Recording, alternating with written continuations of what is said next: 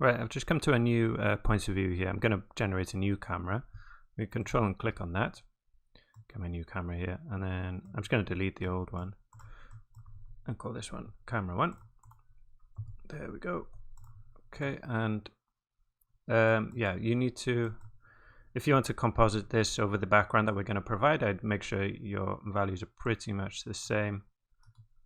Okay, so you know, to the kind of 0.2 values, so minus 2.34 is probably fine, and the rest of them just copy them in as they are there. Okay, and then what else do we want to do? So we need to bring in the background, so we need to cut out some rocks from the front. We need to do a matte. Okay, so I'm going to bring in some geometry for that. Let's call this background.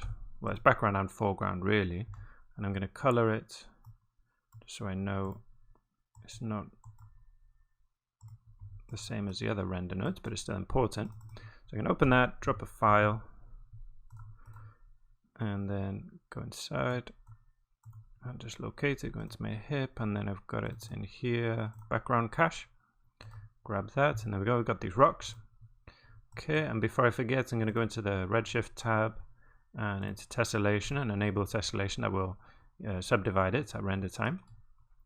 And then I want to, I don't know why that's doing that. Make sure that we got good motion blur. So on all of these, okay, select all three. So the crocodile, the grain, and the hunter. I'm going to go in here, go to the Redshift tab again, and then where is it? Settings, and then down here to mesh deforms blur from velocity attribute. Okay, so that's going to use the V attribute on the points to calculate the motion blur.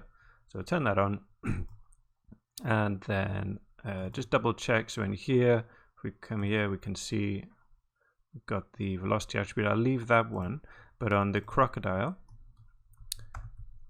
I'm just going to calculate it again. Well, on the crocodile, I think we don't have it actually. So we definitely need to do compute velocity here, and that will give us the velocity attribute. See it there? Okay. And we can visualize it there. Okay, if I turn that off, it goes. Okay. And then I'll just copy this and do the same on my hunter, just to make sure it's all even at the end. Okay, great. What else do we need to do? So let's start a render so we can take a look if we get the where am I going, if the motion blur is working. Right, so obviously we still don't have the motion blur there. So one thing I forgot to do, we need to go not to the background but come to these and into the render tab, sampling, and then geometry velocity blur. So this will tell it to, you know, pull out that V attribute. And let's try that, and we should see it. Oh, and also obviously we need to go into the Redshift RUP, go into Redshift, motion blur, turn on motion blur here, and we'll turn on both of these tabs as well. So enable mesh deformations and motion blur. So, you know, for example, for him when he's stretching, you know, we get a movement in the mesh itself, it will blur there. And for the particles, so for the grain as well. Okay, now we should see it. There we go. So I can see motion blur on the crocodile, on the hunter, the gun, and on the grain, on everywhere now. Perfect. So let me turn that off for a moment. So what I also want to do is kind of cut out this, the kind of background thing, well, foreground and background, but more importantly, we need to cut this out because we've already provided you with the render of the background. So we need to cut out this part, you know, the rocks which are in front, okay? Because this render can just sit on top of the other render, but we obviously need to cut these parts out. So it's quite easy. We just come into the background here, and when we come to, let's see, I think it's matte, and just enable matte. and then render that again, we should see it get cut off on this part. There we go. So you see that's cutting out the front now, but obviously anything that's behind the crocodile and hunter and the gun and the grain is left intact. The only problem now is that we get these, if I zoom in, we get these kind of harsh borders. So I'm just going to add a little bit of depth of field, because depth of field is already in our background. So we need to add it here so that the alpha, if we press A, you can't see it there actually.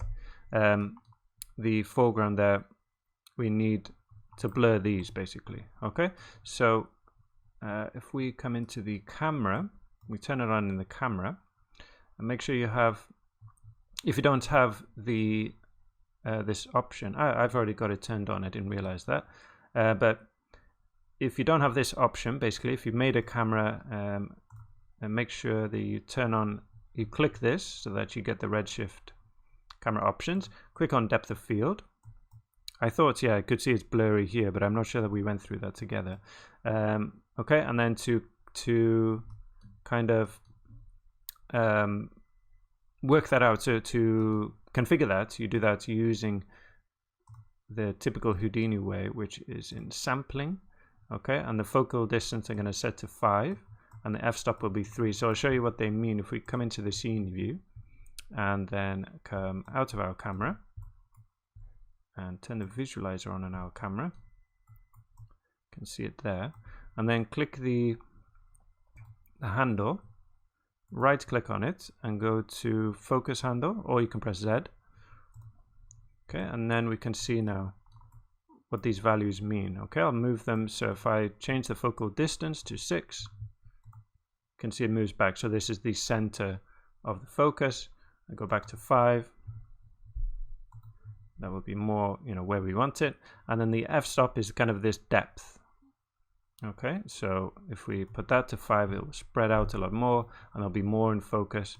Bring it down, we'll get a bit more blur. But really, I'm just, it's not going to have a big effect on this.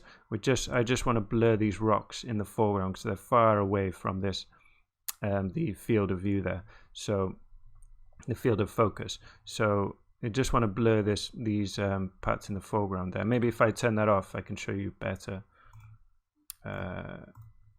And hit this render again. After turning it off, we should see a sharper edge. Some parts are sharp, but that's because they're closer to the crocodile. So like these rocks are really, in the same part as the crocodile and the hunter. Right, now you can see this harsh border at the bottom. You see that? And yeah, that won't look too good when we composite it over the background. So yeah, make sure we have depth of field turned on.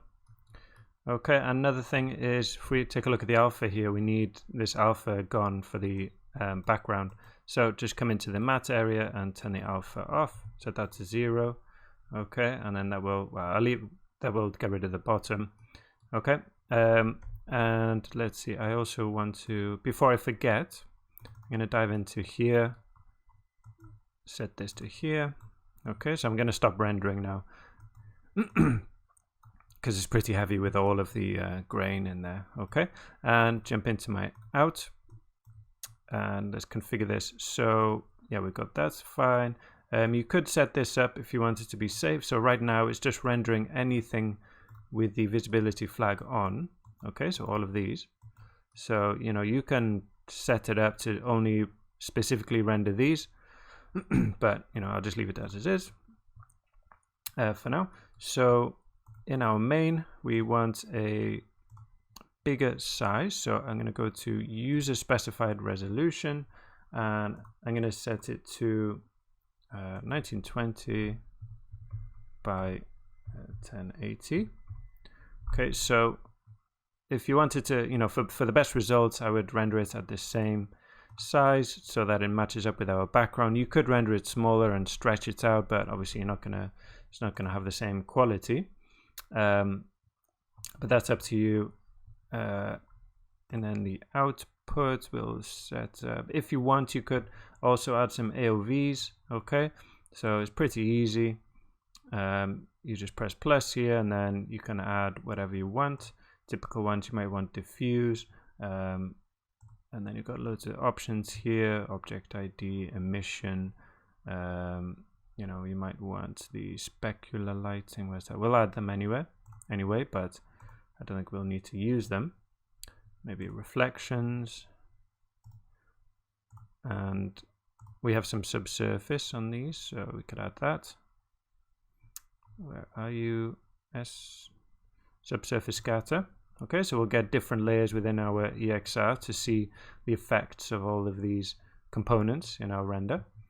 Okay, let's see what else. Everything else here is fine. The settings, so for the actual samples.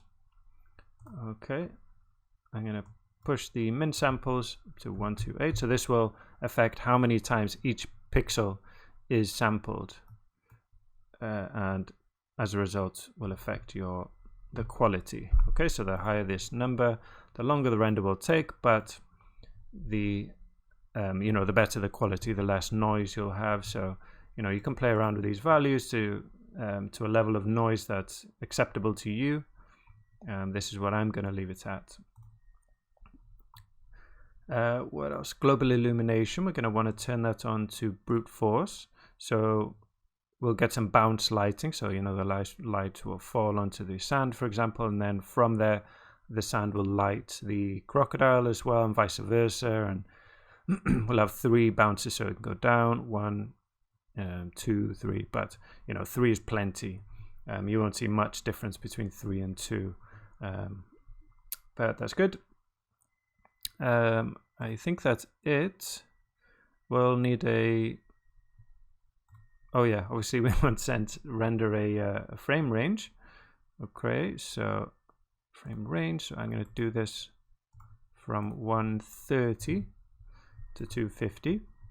Okay, again, as many as you want. This is the frame range of our background render. And then the output. So we need to actually get a place for this to go to. So we can save it to our HIP, to our render is fine. We're going to render EXRs, which will save the AOVs as well within the same file, which is good. Let's give it a name, or maybe I'll do another folder. So I'll say final/render. I don't want $OS, which is the name of this. I'll just give it. I don't want that slash there. Slash after the render, and then I'll just call it final render. Dot $F4, which we've already got. Okay, for each frame number, or F3 would be enough here, but I'll leave it at 4.exr. And I think that's it. We think we're good to go with the render. Yeah, so, and then we go to render to disk.